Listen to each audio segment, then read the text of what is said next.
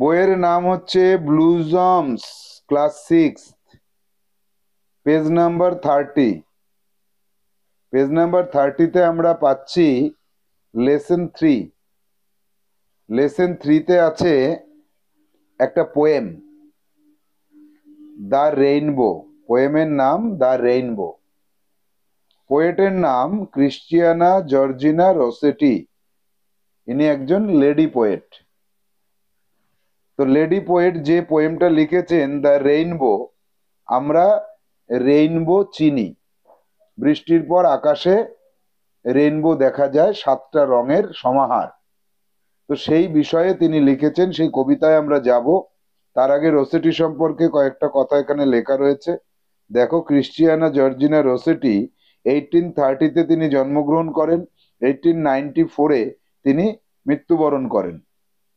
তাহলে রসেটি was an English poet.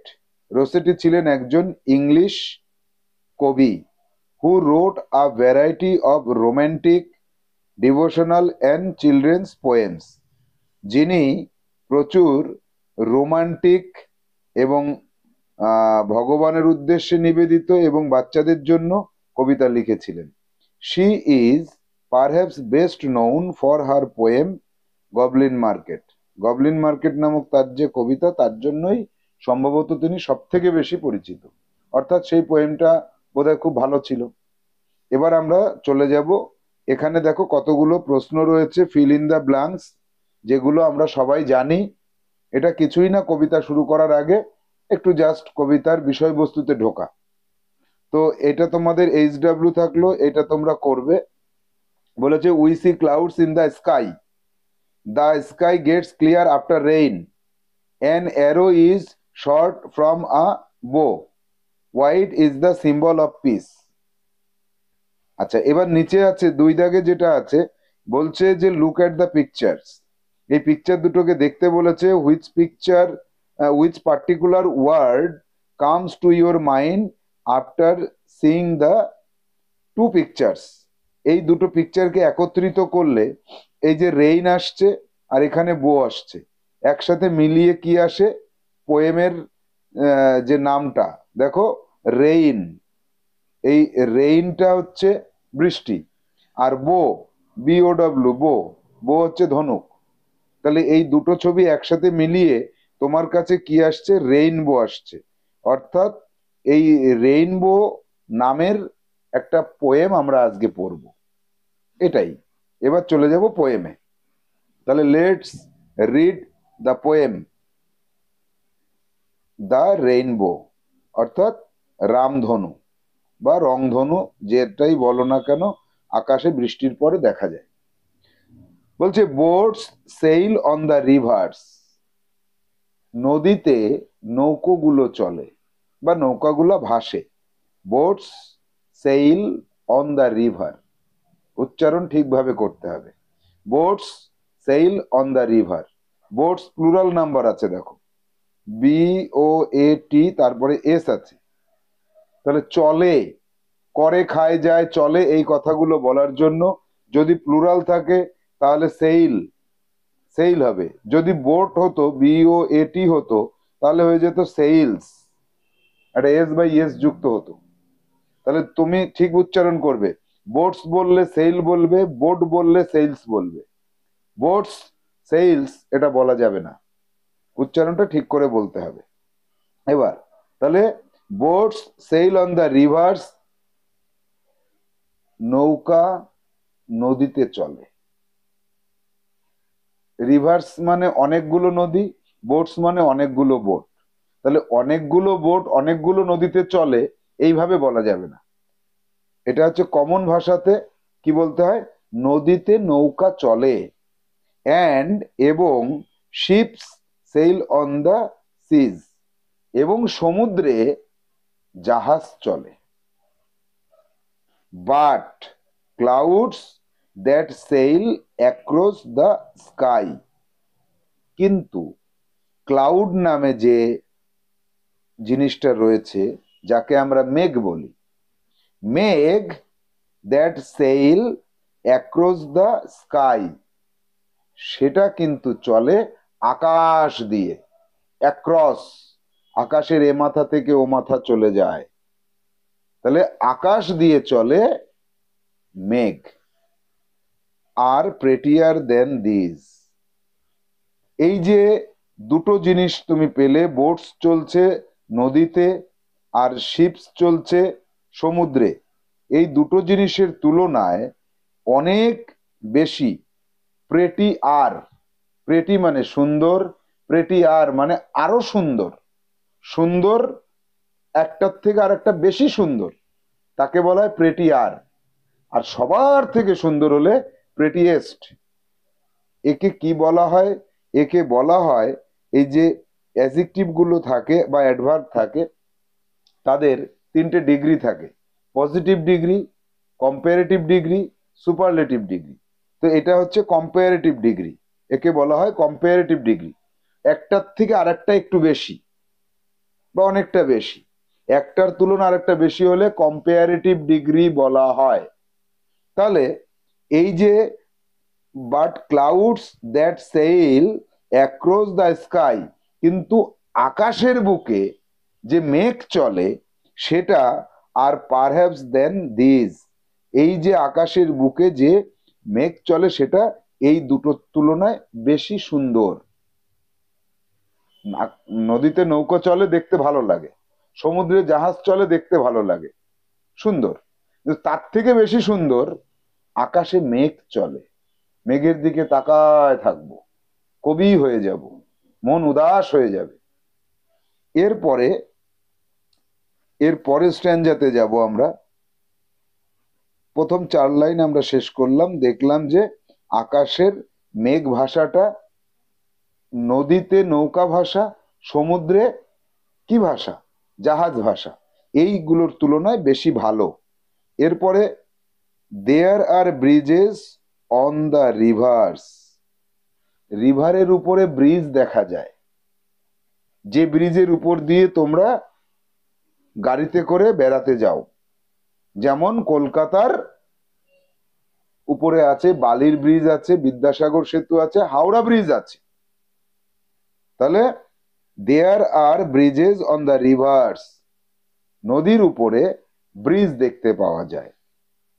As pretty as you please, এতটাই সুন্দর, অ্যাজ প্রেটি অ্যাজ, এতটাই সুন্দর যে, ইউ প্লিজ, তুমি খুশি হও দেখে। হাওড়া ব্রিজের উপর দিয়ে যখন তোমার গাড়ি যায় তখন কি সুন্দর, উরি বাবা, অর্থাৎ তুমি খুব খুশি হয়েছো। As pretty as you please, যতটা তুমি খুশি হও ততটাই কিন্তু সুন্দর লাগে। কোথায়? নদীর উপরে ব্রিজ থাকবে, আর সেই ব্রিজের উপরে তুমি যখন দাঁড়িয়ে থাকো আর সেলফি তোলো, বলো আহ কি ফাইন, অর্থাৎ তুমি খুব খুশি। As pretty as you please, যতটা তুমি খুশি হও ততটাই কিন্তু সুন্দর সেটা। এবার চলে আসব, কি বলেছে? But the bow that bridges heaven and overtops of the trees, কিন্তু রেইনবো সেটা বৃষ্টির পরে গাছের মাথা, ওভারটপ, এই গাছের মাথা পর্যন্ত এরকম দেখা যায়। তাহলে গাছের মাথা, গাছ একটা আঁকলাম, এবার আকাশের মধ্যে দিয়ে এরকম 7টা রঙের সমাহার যখন দেখা যায়, এই গাছের মাথাগুলো ওভারটপ মানে গাছের মাথা, এই মাথা এবং আকাশ, এই মনে হয় যেন গাছের মাথার মধ্যে মিশে গেছে। অনেক দূরে আকাশে কিছু দেখলে সেটা যখন এরকম নিচু হয়ে যায়, এরকম নিচু যখন হয়ে আসে, তখন মনে হয় যেন গাছের মাথার সাথে মিশে গেছে। তাহলে ওভারটপ অফ ট্রিজ, গাছের মাথাগুলির সাথে, আর হেভেন অর্থাৎ আকাশ, এর মধ্যে একটা কি করে? ব্রিজ তৈরি করে। ব্রিজ, এইখানে দেখো ব্রিজ, ব্রিজটা কি? সেতু, সেতুটা কি? নাউন, তাই না? সেতু একটা জিনিসের নাম, হাওড়ার সেতু, হাওড়া ব্রিজ, এটা নাউন। কিন্তু ইংরেজিতে নাউনকে ভার্ব করা যায়, এখানে দেখো ব্রিজেস আছে, মানে দ্যাট মানে সেই জিনিসটা কোনটা, সেইটার নাম হচ্ছে বো। বো, রেইনবো। এই যে যে বো, এই বোটা কি করেছে, but the bow that bridges heaven and overtops of trees. এই যে যে তোমার রেইনবোটা, এ কি করেছে, ব্রিজেস। ব্রিজের কাজ কি, ব্রিজ হচ্ছে সেতু, এ মাথা থেকে ও মাথা যুক্ত করে, এই প্রান্ত থেকে এই প্রান্তকে যুক্ত করে, যে তাকে ব্রিজ বলা হয়। ওই নাউনটাকে ভার্ব করে দাও। কোনো নাউনকে যখন ভার্ব করবে তখন নাউনের যা অর্থ সেই কাজটা করা বোঝায়। যেমন ওয়াটার মানে জল, আর ওয়াটার যদি ভার্ব করো তাহলে জল দেওয়া, জল ছিটানো।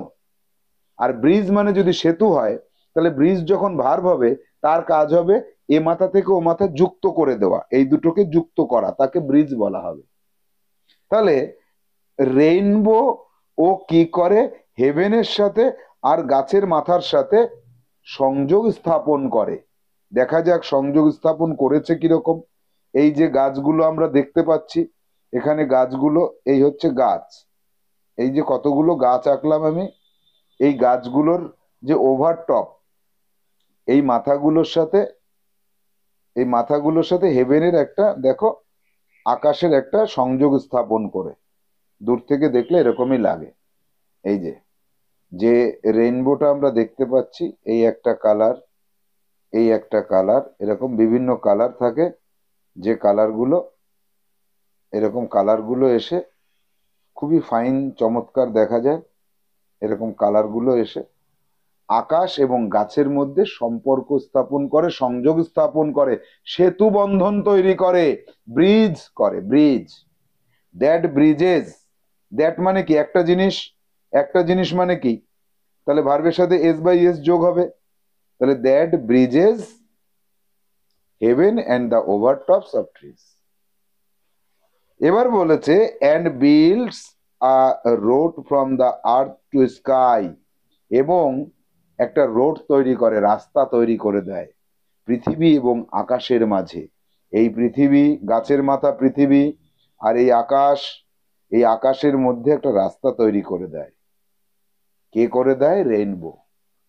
তাই বলছে যে and builds a road from earth to sky, আকাশ এবং পৃথিবীর মাঝখানে একটা রাস্তা তৈরি করে দেয়, সেতু বন্ধন তৈরি করে দেয়। ইজ প্রেটিয়ার ফার দেন দিস, এই যা কিছু তুমি দেখেছো আকাশে, 3 নম্বর জিনিস পর্যন্ত যা কিছু দেখেছো, যে নদীতে নৌকা ভাসা, সমুদ্রে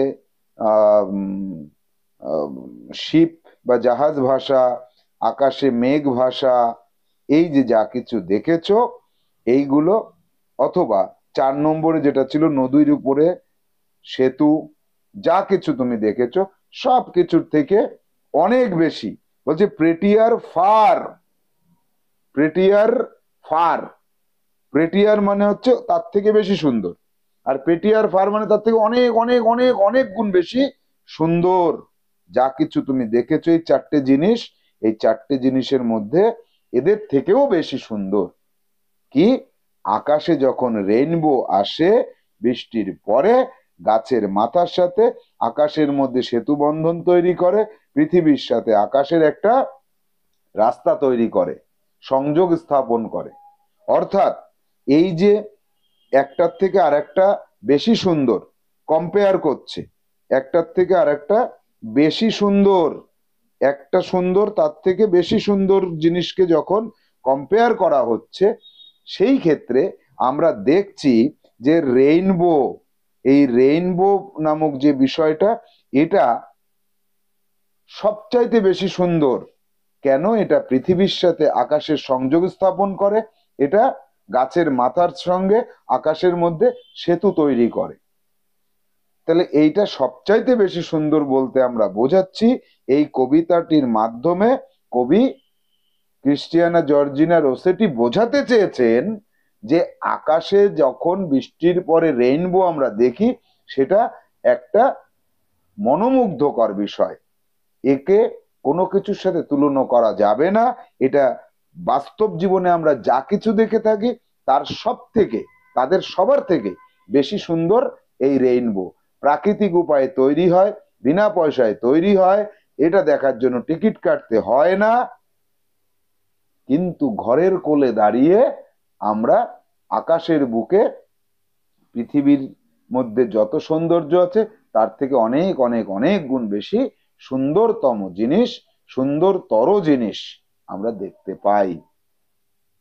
after the rain, when sky becomes seven colored, the sky becomes seven colored, অর্থাৎ আকাশ যেন সেজে ওঠে। Decorated, the sky is decorated by the nature or by the natural phenomenon, একটা প্রাকৃতিক বিষয়বস্তুতে আকাশ সেজে ওঠে। সেই সৌন্দর্যকে কবি এমন ভাবে প্রকাশ করেছেন যে বিশ্বজগতে যত কিছু সৌন্দর্য আছে তার সব থেকে বেশি, তাদের সবকিছুর তুলনায় অনেক অনেক অনেক গুণ বেশি সুন্দর। অর্থাৎ কবি এখানে বোঝাতে চেয়েছেন রেইনবো আমাদের মনে এতটাই আনন্দ দেয়, এতটাই দেখতে সুন্দর লাগে, যার সাথে অন্য কিছুর তুলনা করা যায় না। অর্থাৎ এই কবিতার বিষয়বস্তুটা কি, বিষয়বস্তুটা আমাদের জানতে হবে। তাহলে এই কবিতার বিষয়বস্তু হচ্ছে আমরা আমাদের বাস্তব জীবনে যা কিছু দেখে থাকি, বিষয়বস্তুর উত্তরটা আমি বলছি, সবাই শুনে না দেখে লিখবে। এই কবিতার বিষয়বস্তু হচ্ছে আমরা বাস্তব জীবনে যা কিছু দেখি তা আমাদের কখনো কখনো খুব সুন্দর লাগে। যেমন নৌকা যখন নদী দিয়ে চলে আমরা দেখে আনন্দ পাই, যখন সমুদ্রে আমরা জাহাজ দেখি তখন আমরা আনন্দ পাই। এদের থেকেও বেশি আনন্দ পাই কখন, যখন আকাশে মেঘ উড়ে বেড়ায়। আবার আমরা নদীর এপার থেকে ওপারে সেতু দেখি, সেতু দেখে আনন্দ পাই, সেতুর উপর দিয়ে চলাফেরা করেও আনন্দ পাই। কিন্তু আমরা যখন দেখি যে প্রাকৃতিক উপায়ে আকাশে রামধনু তৈরি হয়, সেটা গাছের মাথা থেকে আকাশ পর্যন্ত একটা সেতুর মতো দেখায়, অথবা এটাকে পৃথিবী থেকে আকাশে যাওয়ার একটা রাস্তা বলে মনে হয়, এটা এই সব কিছুর থেকে বেশি সুন্দর। অর্থাৎ এই সৌন্দর্যকে কবি এতটাই পছন্দ করেছেন যে একেই সর্বশ্রেষ্ঠ সৌন্দর্য বলে গণ্য করেছেন। এইভাবে বাংলায় লেখার পরে সেটাকে তুমি ইংলিশে কনভার্ট করার চেষ্টা করলে কবিতাটা তোমার কাছে একদম ইজি হয়ে যাবে। তো এরপরে কি আছে, অ্যাক্টিভিটি সলিউশন। অ্যাক্টিভিটি সলিউশনটা আমরা পরের ক্লাসে করব। আজকের মতো আমাদের পোয়েম রিডিং এবং তার বিষয়বস্তু বোঝাটা কমপ্লিট।